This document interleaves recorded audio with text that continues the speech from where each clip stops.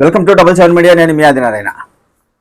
ఆంధ్రప్రదేశ్లోని కాకినాడ పోర్ట్లో రేషన్ బియ్యం అక్రమ రవాణా జరుగుతుంది. ఈ విషయం తెలుసుకున్న రాష్ట్ర డిప్యూటీ సీఎం పవన్ కళ్యాణ్ అక్కడికి వెళ్ళడం జరిగింది. ఆయన వెళ్ళే సమయానికి సౌత్ ఆఫ్రికాకు వెళ్ళే ఒక స్టెల్లా షిప్ సిద్ధంగా ఉంది. అందులో రేషన్ బియ్యం అక్రమ రవాణా జరుగుతుందనే కారణంతో పవన్ కళ్యాణ్ గారు వెంటనే ఆ షిప్ను సీజ్ చేయాలని ఆదేశాలు జారీ చేశారు. సీజ్ ద షిప్ అని పవన్ కళ్యాణ్ గారు అనడం జరిగింది. ప్రస్తుతం ఆయన అన్న ఆ మాట సోషల్ మీడియాలో విస్తృతంగా ప్రచారం జరుగుతుంది. రాష్ట్రంలోనే కాకుండా దేశంలోనే ఆయన అన్న మాటలు సోషల్ మీడియాలో విస్తృతంగా వైరల్ చేస్తూ అందుకు వెటకారంగా కూడా పోస్టులు పెడుతున్నారు. అయితే ఆయన అక్కడికి వెళ్ళినప్పుడు షిప్పును సీజ్ చేయమన్నారు. సముద్ర పరిధిలో జరిగే రవాణా ప్రభుత్వ పరిధిలోకి రాదు.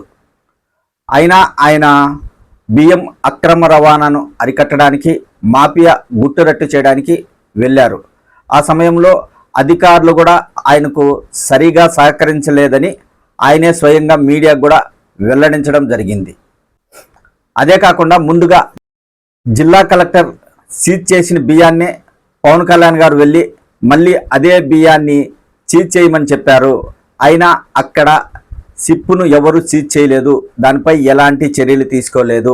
పవన్ కళ్యాణ్ గారు అక్కడికి వెళ్ళినా ఆయన మాట చెల్లలేదు. సీజ్ ద షిప్ అని సినిమా లెవెల్లో ఆయన చెప్పారు, కానీ అక్కడ ఆయన చెప్పినట్టు ఏమీ జరగలేదని సోషల్ మీడియాలో విస్తృతంగా ప్రచారం జరుగుతుంది. రకరకాలుగా సోషల్ మీడియాలో పోస్టులు పెడుతున్నారు. డిప్యూటీ సీఎం పవన్ కళ్యాణ్ గారిపై వెటకారంగా పోస్టులు పెట్టడంతో అవి ఇప్పుడు ఒక సంచలనంగా మారాయి, చర్చనీయాంశంగా మారాయి. బియ్యం అక్రమ రవాణా జరుగుతుంటే ప్రస్తుతం కూటమి ప్రభుత్వం అధికారంలో ఉంది కదా, కూటమి నాయకుల అండదండలు లేకుండా అక్రమ రవాణా చేయడం సాధ్యమవుతుందా అనే ప్రశ్నలు కూడా సోషల్ మీడియాలో పవన్ కళ్యాణ్ గారిని ప్రశ్నిస్తున్నారు చాలామంది.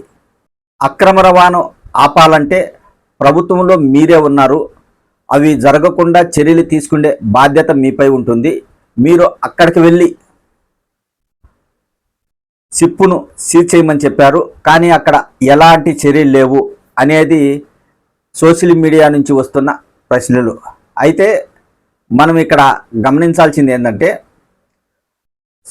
ఒక షిప్పును సీజ్ చేయాలంటే అందులో ఏదైనా స్మగ్లింగ్ జరగాలి. అంటే కొకైను, గంజాయి లేదా ఇతర దేశాల నుంచి ఆడపిల్లలను తీసుకురావడం ఇలాంటివి ఏమైనా జరిగితే అప్పుడు షిప్పు సీజ్ చేసే అవకాశం ఉంటుందని పలువురు న్యాయ నిపుణులు, రాజకీయ విశ్లేషకులు చెబుతున్నమాట. సముద్రంలో షిప్పులు సీజ్ చేయాలంటే రాష్ట్ర ప్రభుత్వం నుంచి కాదు, కేంద్ర ప్రభుత్వం ఆధీనంలో షిప్పులు నడుస్తాయి కాబట్టి, పోర్టు ఉంటుంది కాబట్టి వారికే దానిపై పూర్తి అధికారాలు ఉంటాయి అనేది పెద్దలు చెప్తున్నమాట.